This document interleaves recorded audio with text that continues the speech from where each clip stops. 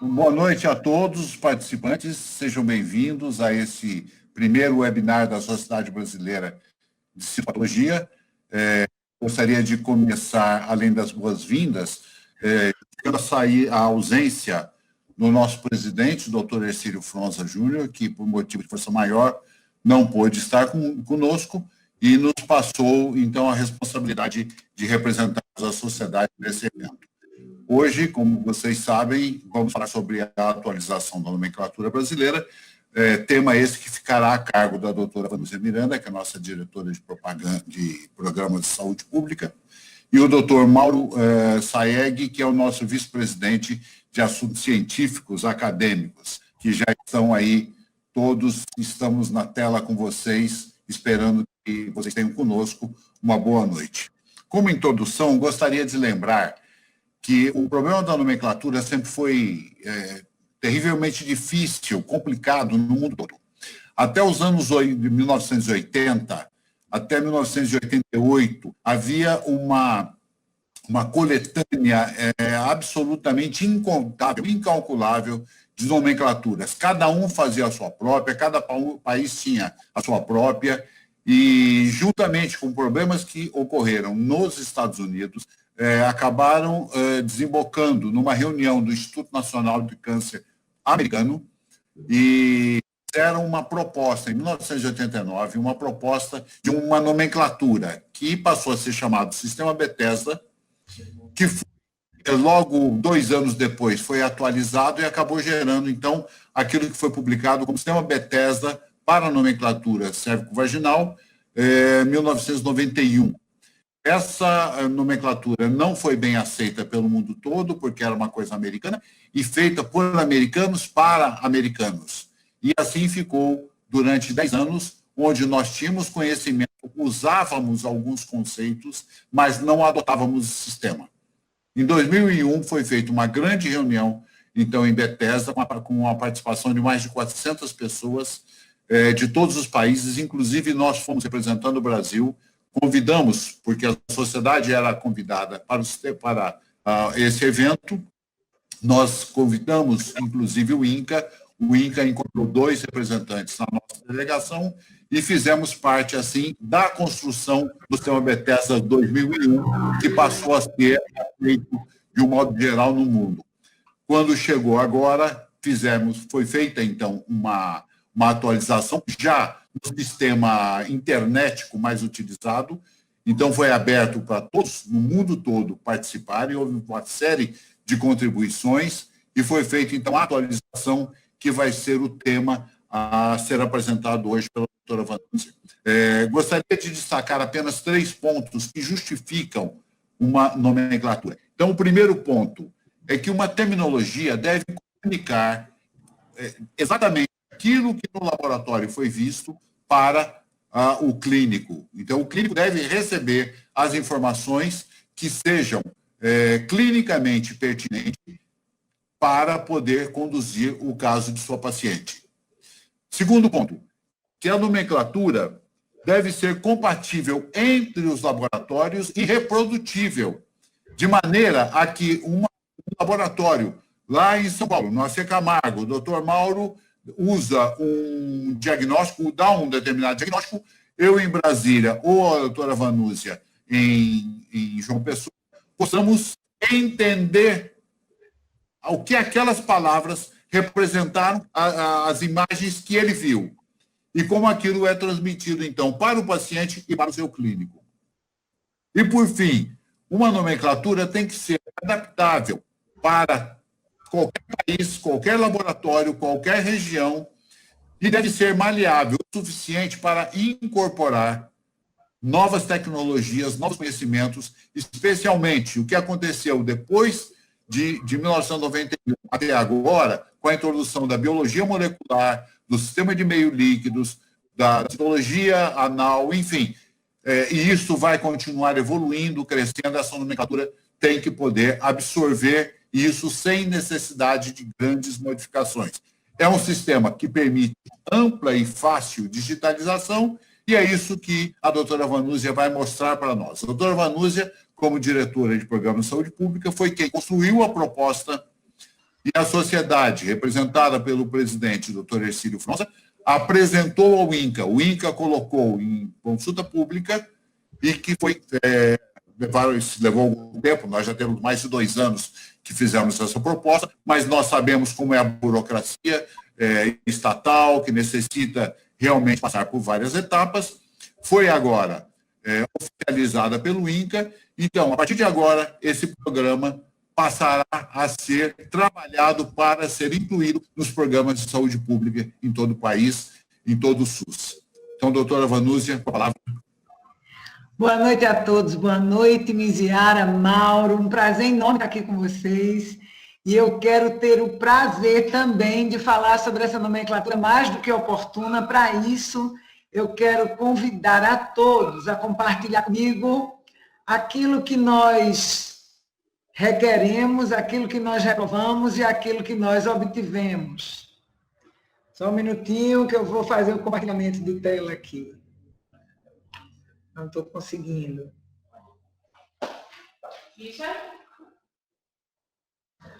Só um minutinho. O compartilhamento de tela aqui. Aqui. Ok.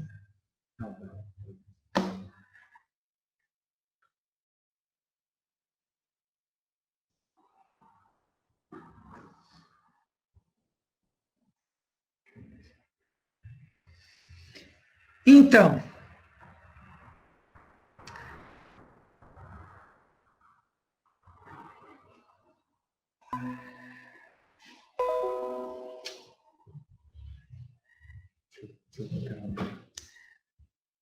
problemas no compartilhamento, espera aí que a gente chega aí.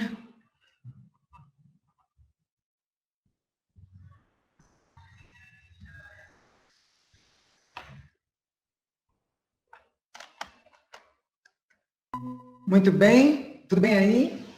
Enfim, falando um pouquinho da atualização da nomenclatura brasileira para laudos citopatológicos do colo do útero, eu estava falando que essa atualização chegou em tempo mais que oportuno, não consigo passar o slide, não consigo passar.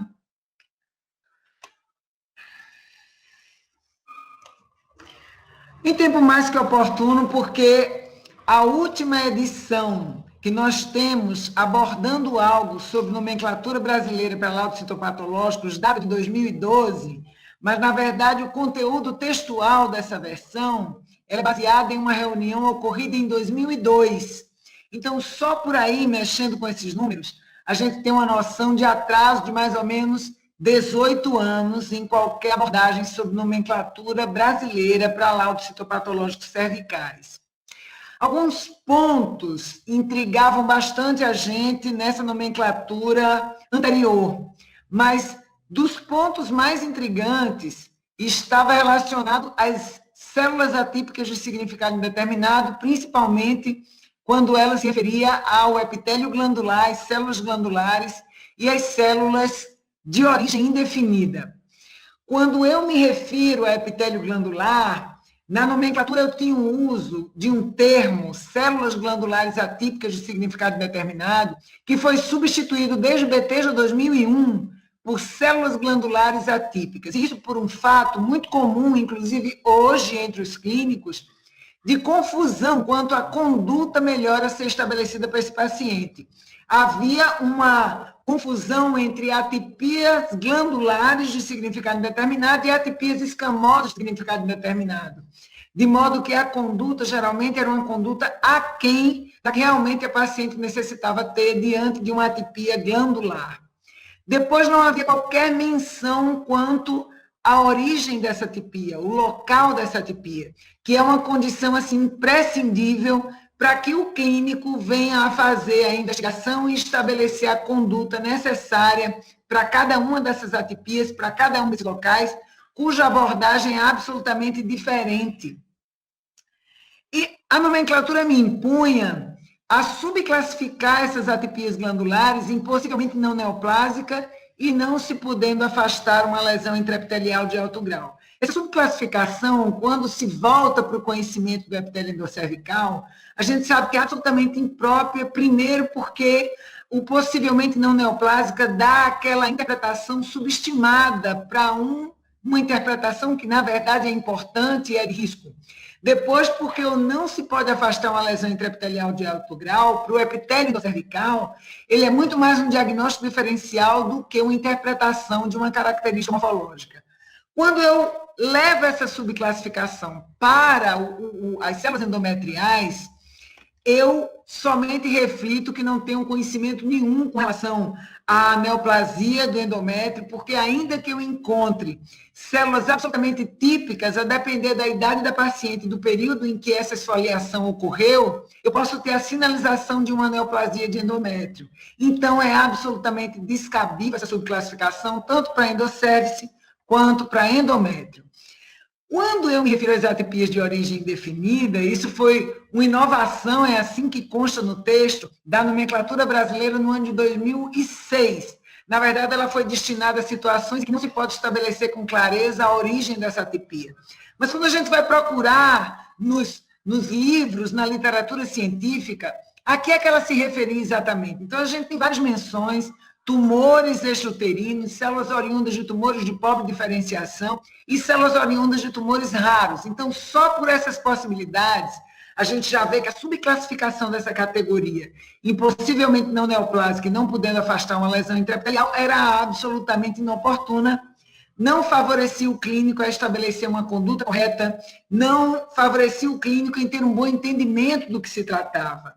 Então, o que foi que nós requeremos? A gente requereu mudar esses termos e classificações que eram impróprios para um bom entendimento entre clínico e escrutinador, tirar esses termos que geravam indefinição entre o clínico, abordar tecnologias que realmente aprimoram o desempenho da citopatologia e estender essa nomenclatura também para a citologia de material obtido do canal anal.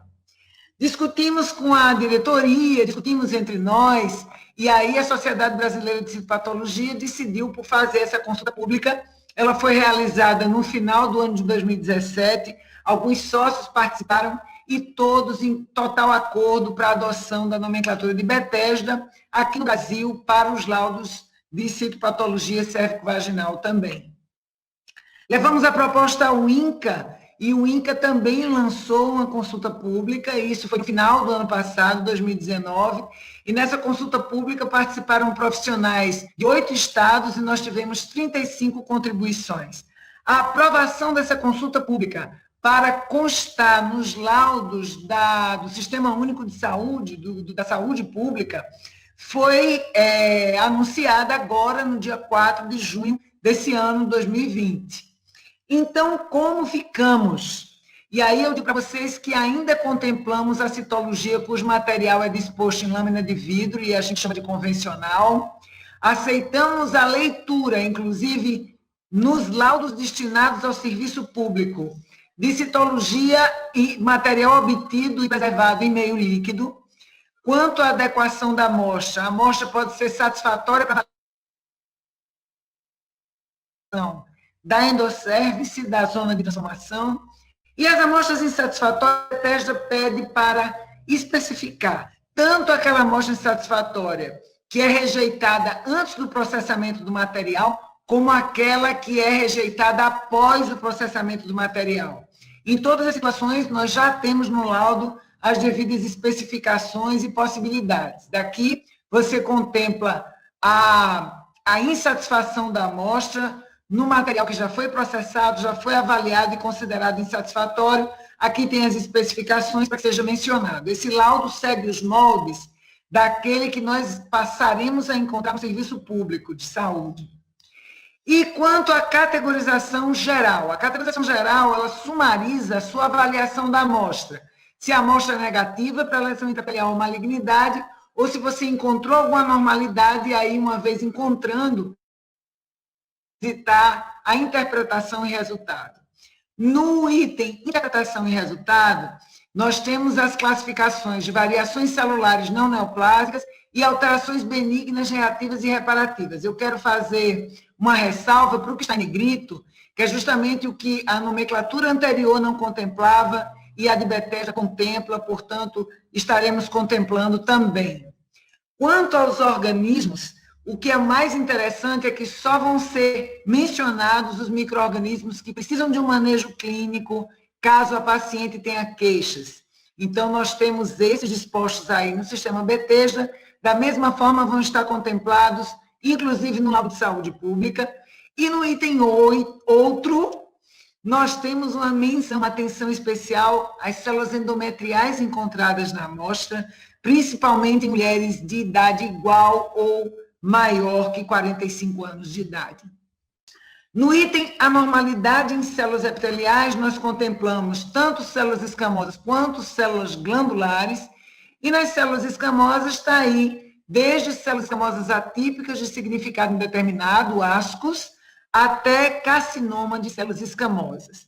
Quando a anormalidade em células epiteliais se refere a células glandulares, aí nós temos desde células endocervicais atípicas, sem outras especificações, células endometriais atípicas, sem outras especificações, e células glandulares atípicas, sem outras especificações. Nesse terceiro caso, eu chamo a atenção para o fato de nem sempre ser muito fácil o discernimento entre célula endocervical e endometrial. Quando você não tem segurança nesse discernimento, você coloca sem outras especificações adicionais.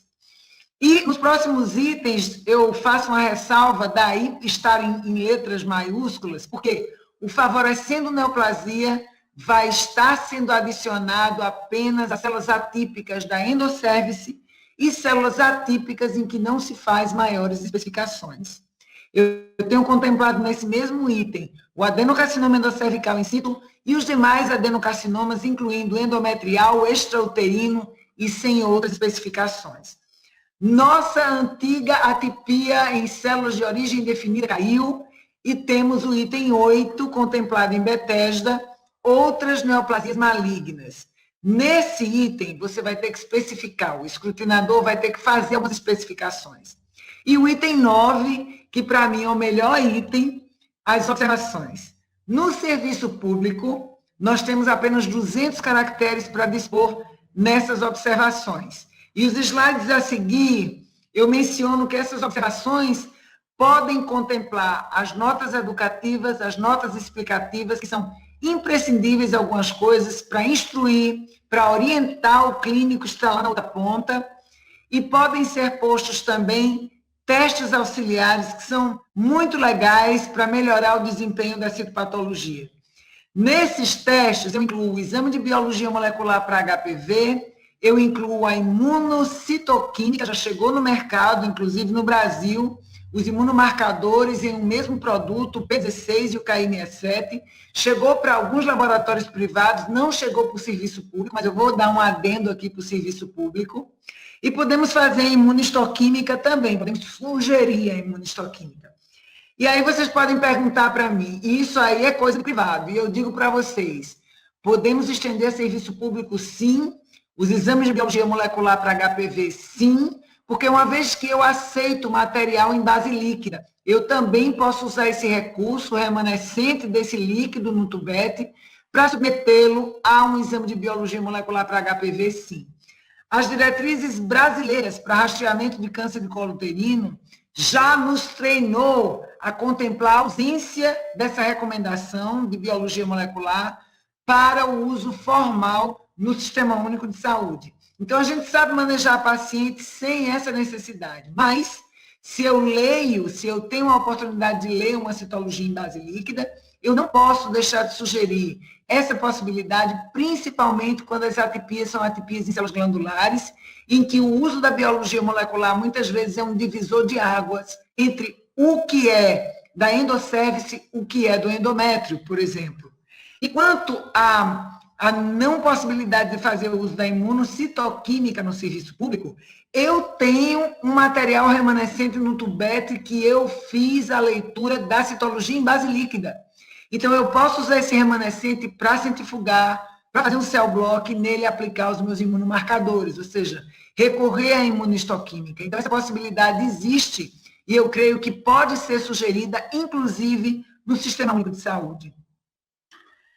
Quando o Sistema Único de Saúde, eu estou me voltando mais para a nossa aprovação pelo Instituto Nacional do Câncer e para aplicação ao Sistema Único de Saúde, a saúde pública. Quando ele me limita o uso dessa nomenclatura somente para a citologia obtida de colo uterino, ele cria um descompasso dentro da própria casa, vamos dizer assim. Por quê? Porque as diretrizes brasileiras para rastreamento de câncer de colo uterino contemplam um rastreamento baseado em exame citopatológico em mulheres esterectomizadas, ou seja, de material obtido da vagina, e principalmente quando a esterectomia foi realizada por motivos como lesão de alto grau em colo uterino ou câncer em colo uterino. E ele também preconiza um escovado de endosservice, ou seja, eu vou ter uma amostra que o componente predominante vai ser célula glandular endocervical, porque eu vou ter casos em que a citologia é positiva para uma atipia importante, como uma lesão de alto grau, mas eu não tenho um correspondente de achado anormal na colposcopia, nem em colo, nem em vagina. Então, diante dessas duas situações, o clínico vai ter que entender que o laudo, embora saia do colo do útero, ele vai corresponder a uma paciente que não tem mais útero e ele vai corresponder a uma amostra que só contempla células endoscervicais, porque, na verdade, isso corresponde àquele material coletado do canal endoscervical. Então, a gente vai precisar de um contato maior no serviço público com esses dados que o clínico deve fornecer ao escrutinador. Quanto à citologia obtida de canal anal, como nós ficamos para o serviço público, atrasados ainda. Para o serviço privado, podemos fazer uso da mesma nomenclatura de Bethesda para os laudos cervicais, também para os laudos de citologia anal. Esse recurso de rastreamento para lesões pré-cancerosas e cancerosas do canal anal já é respaldado pelo sistema Bethesda desde 2001. Eles modificaram o formulário para poder contemplar a citologia do canal anal. Por quê? Porque as patologias de canal anal têm sido mais frequentes do que se pensa, porque o grupo de risco é um grupo de risco bastante amplo. Encontramos um entrave no serviço público justificado pela ausência de um sistema para compilar esses dados de citologia anal e por ser um tumor raro. Na verdade, essa segunda justificativa não é justificável, porque o tumor está deixando cada vez mais as lesões pré-neoplásicas, neoplásicas serem graves, devido às mudanças de comportamento e às mudanças sociais que têm ocorrido no mundo, e, obviamente, isso repercute em algum setor da medicina e, por que não, a citopatologia. Então, sim, nós estamos tendo um grupo de risco cada vez maior e a necessidade desse rastreamento é também cada vez maior. Mas para aqueles autores de produções científicas brasileiras, hoje a gente já não tem mais aquela dificuldade de você estar fazendo um trabalho brasileiro sendo respaldado por uma nomenclatura estrangeira. Agora, a nomenclatura de Bethesda também está ao nosso alcance, então podemos usar a mesma nomenclatura nos trabalhos científicos obtidos a partir desse material. E aqui eu termino a minha explanação, e eu quero agradecer a Miziara, a Mauro, ao Ercílio, eu quero agradecer a todos aqueles que trabalharam com a gente em prol dessa mudança, inclusive a doutora Letícia Catra, aí de Pernambuco, que acolheu muito bem essas mudanças. Eu quero agradecer aos que participaram da consulta pública, tanto do INCA quanto da Sociedade Brasileira de Citopatologia. E como eu sou mãe coruja, eu quero agradecer a minha filha Renata Miranda, que está compartilhando aí essa exposição conosco, esse momento com a gente. Muito obrigada a vocês. Como é que eu faço agora para voltar? Pronto.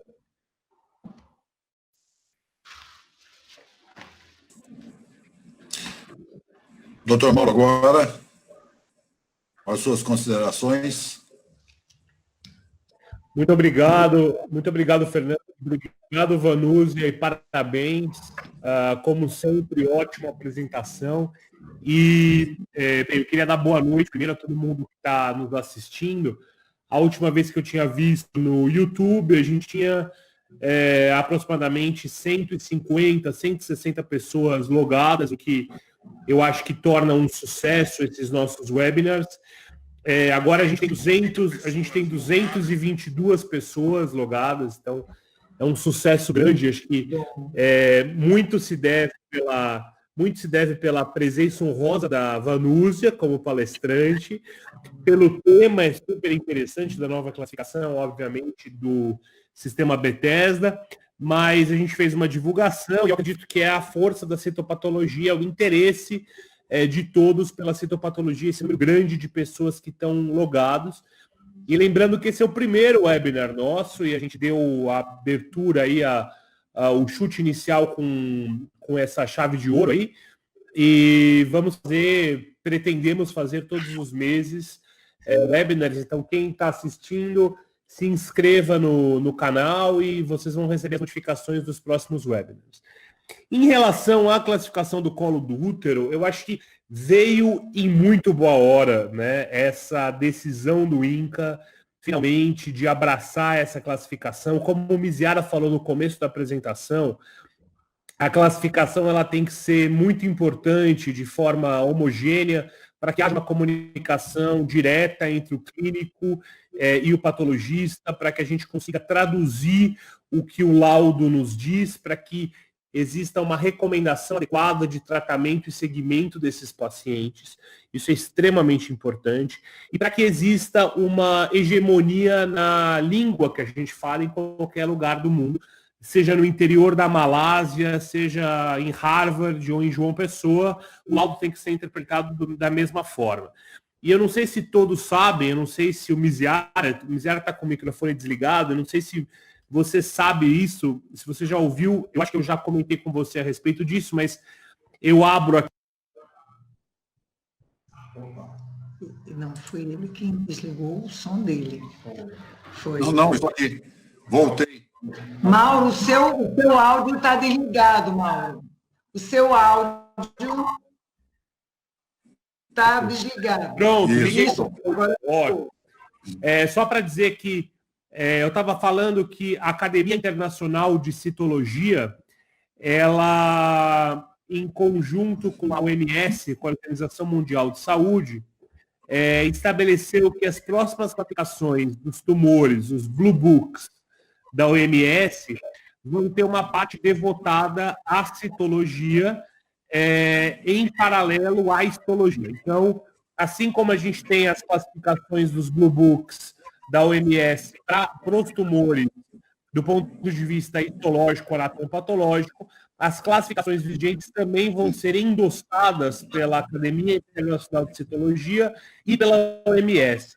Então veio num momento maravilhoso isso, no qual a patologia está reconhecendo o valor e a importância da citopatologia, e eu acredito que o próximo passo de todas essas classificações vão ser a total incorporação com a histologia, a total comunicação com a conduta do paciente, com o tratamento do paciente, e tudo isso de uma forma muito importante, endossado pela Organização Mundial da Saúde e pelo IARC, pela Classificação Internacional de Tumores, para que a gente tenha uma língua única, unindo tanto a histopatologia quanto a citopatologia. Então, parabéns de novo, Vanúzia, foi excelente, maravilhoso, e não poderia ter sido em melhor hora isso, na hora que a gente está com essa efervescência aí de nomenclaturas aparecendo em citopatologia, que a gente tenha finalmente uma classificação hegemônica no Brasil para que isso se traduza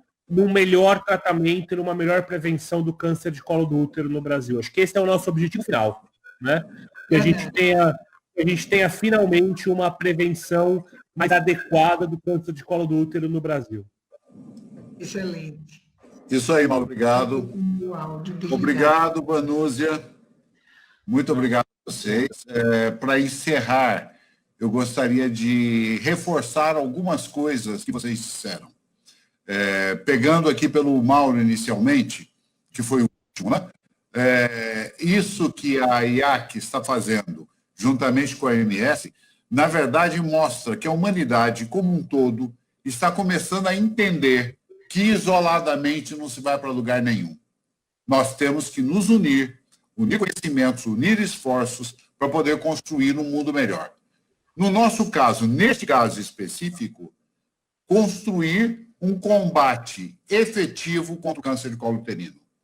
É um absurdo que no nosso país ainda morram mais de 5.000 mulheres ao ano por conta do câncer de colo uterino. Com todo investimento público e privado que se tem, e ainda a gente tem esse tipo de situação.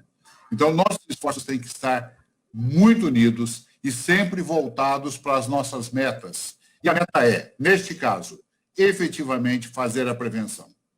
Mas, uma vez feita a prevenção, nós temos que seguir para o controle, o acompanhamento, tratamento e acompanhamento. Nosso país tem muito problema ainda na questão do tratamento. E tem problema na questão do controle, mas nós já estamos mostrando que existe tecnologia, isso está disponível. Nós sabemos que o INCA não incorporou ainda, efetivamente, como técnica no meio público, no sistema público, no SUS, o meio líquido e a biologia molecular, a imuno, por uma questão de recursos.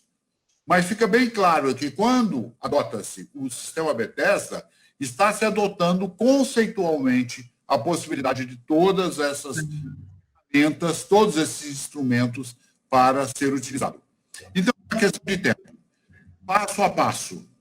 Né? E nós, que somos uma geração anterior, eu sou que se chama geração between, né? Eu começo o meu aprendizado fundamentalmente morfológico e ao longo do tempo foi sendo incorporado com a biologia molecular e com tudo mais que veio. Enquanto os mais jovens que nos assistem já começam com um conhecimento fácil do que são as alterações. Né?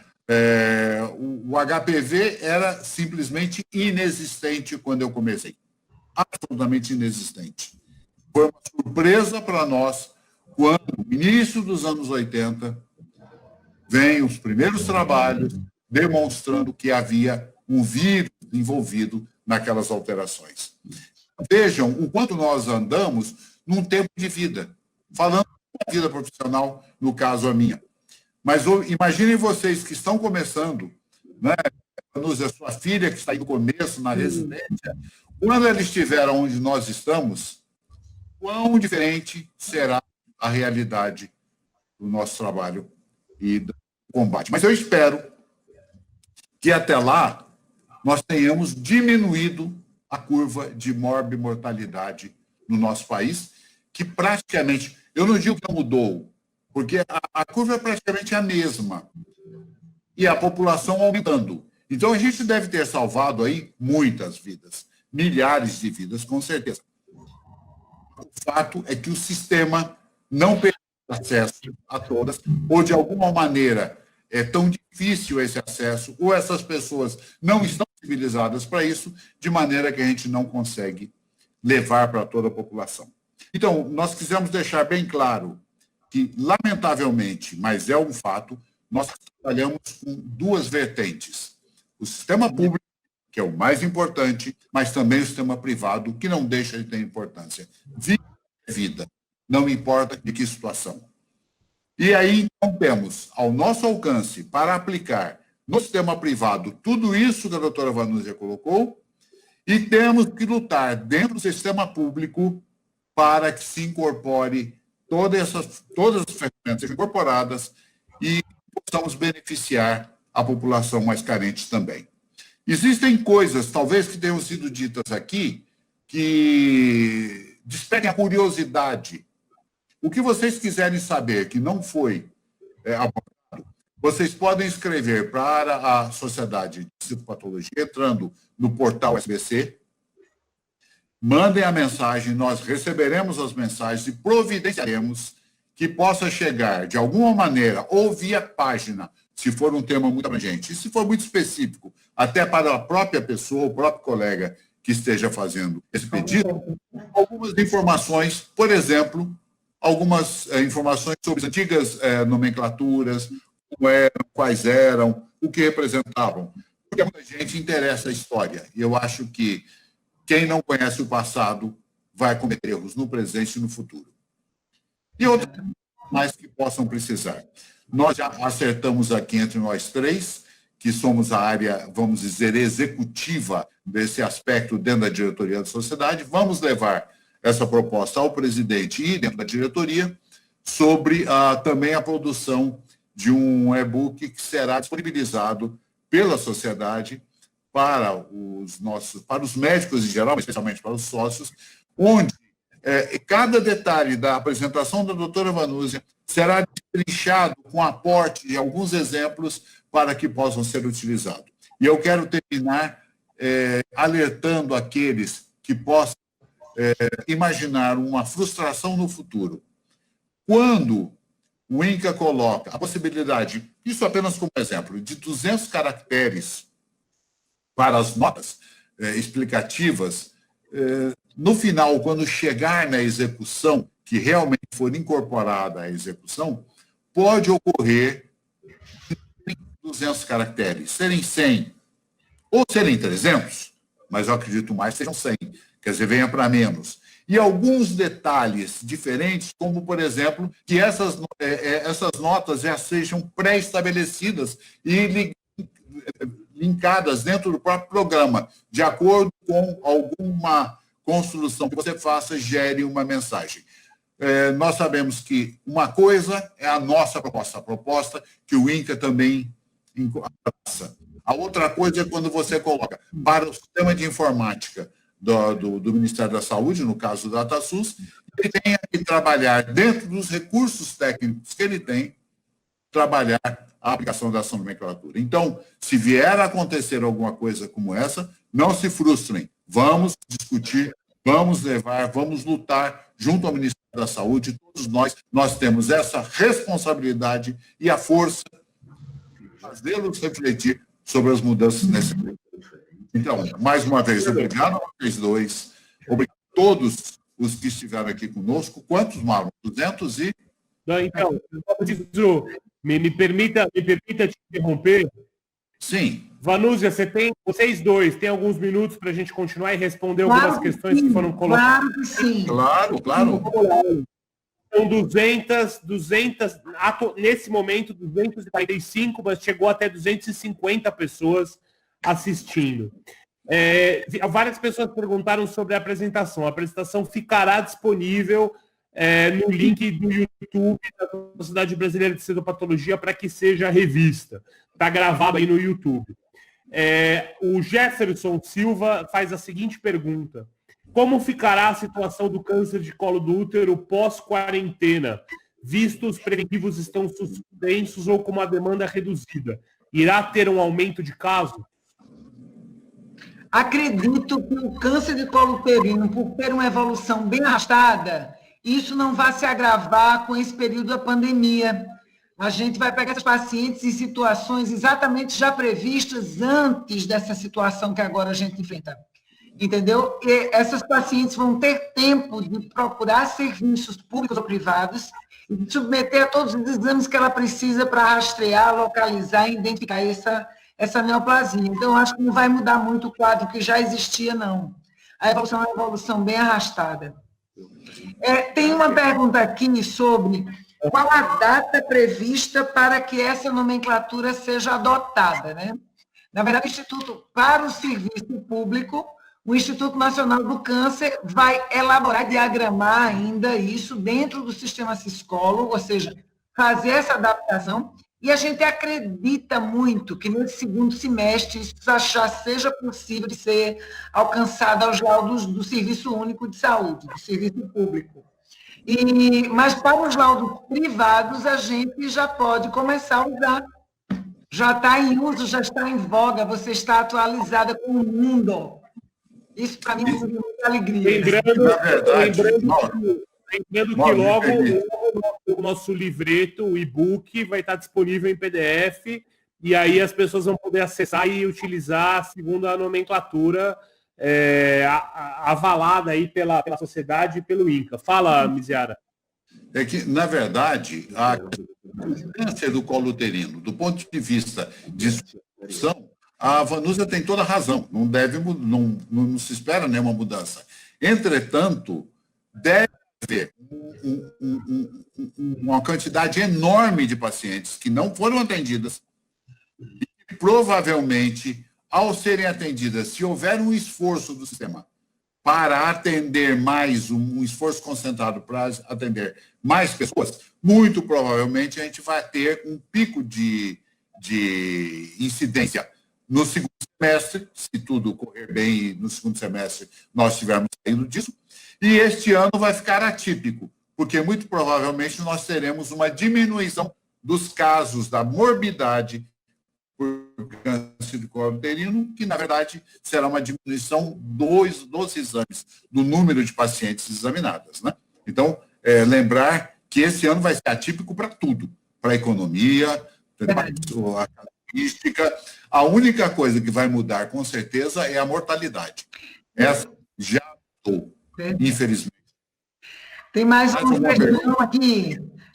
Explique a diferença entre células endoscervicais atípicas favorecendo neoplasia e células glandulares atípicas favorecendo neoplasia. Então, as células endoscervicais atípicas favorecendo neoplasia, ela te oferece características morfológicas que permitem identificar o local onde essa atipia foi originada. Nas células glandulares atípicas, você morfologicamente não tem condições de precisar qual é a origem, o local dessa atipia. Então, você só diz que ela é atípica e diz que ela favorece neoplasia pelo grau da atipia nuclear que você está observando nesse conjunto de células. Então, é isso aí, mais ou menos. Ótimo. Tem mais alguns comentários aqui. O Siscam vai ser atualizado quanto com essa nomenclatura? A doutora Vanusa já respondeu, eles não têm uma data, mas provavelmente no segundo semestre. Doutora Ilza Prudente de Salvador falou que tem que chamar os orixás para responder se vai ter alteração ou não. A Carol Barros, Vanusa e Miziara, pergunta: a utilidade da imunistoquímica de Ki67 na interpretação de ascos? O KI67 nem tanto. Talvez o P16. O P16 é, inclusive, preconizado para uso nesse tipo de atipia. Mas o KI67 não, porque você pode encontrar um score equivalente a uma multiplicação celular induzida por célula germinativa por vários fatores, para repor o número de células bactérias, induzido por hormônios.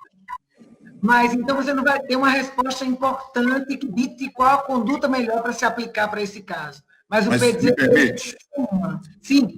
Me permite. A associação KI67 com P16 tem uma sensibilidade muito grande, não para ascos, mas para ASH. Para lesões de alto grau. A pergunta dela, Miziara, é sobre ascos possivelmente não neoplásico. Possivelmente não. Aí eu estou de acordo. Na verdade, nem se aplicaria nesse caso. Ele se aplica mesmo para definir lesão de alto grau. E aí é a reação conjunta, porque a reação P16K67 positivo tem que ser na mesma célula para que a gente tenha convicção de que aquela célula é uma célula alterada, é uma célula neoplásica. Isso. Mais alguns comentários, mais pessoas elogiando as aulas, muito bom, desde o Pará até o Rio Grande do Sul. Doutor Marco Antônio Cofen, que foi meu primeiro patrão na vida, deu o primeiro emprego para mim, quando eu terminei a residência, falou que mais que uma classificação, precisamos ter uma uniformização, padronização de laudos que sirva aos clínicos para efetivo entendimento das alterações celulares do paciente e tomada de conduta correta. Com certeza, a classificação tem que traduzir uma conduta correta e numa preconização de conduta, né? E é isso, acho que o resto são parabéns. Aqui tem uma mesma pergunta, Mauro. O sistema vai ser atualizado quando com essa nova nomenclatura? Então, a gente vai falar nesse segundo semestre. Isso. Não tem uma data específica, né? Mas muito provavelmente no segundo semestre. Tá ótimo. Muito bem. Cara, encerrar a apresentação. Agradecer. Vamos encerrar, mais uma vez lamentando a ausência por motivo de força maior do nosso presidente, mas que deu essa abertura, essa possibilidade, apoiou com todos os recursos da sociedade para que a gente pudesse trazer isso para vocês. E com certeza, até o mês que vem. Muito obrigado, então, a todos. Parabéns a vocês dois também. Obrigado. Boa noite. Obrigado. Obrigada a vocês também. Tchau. Tchau.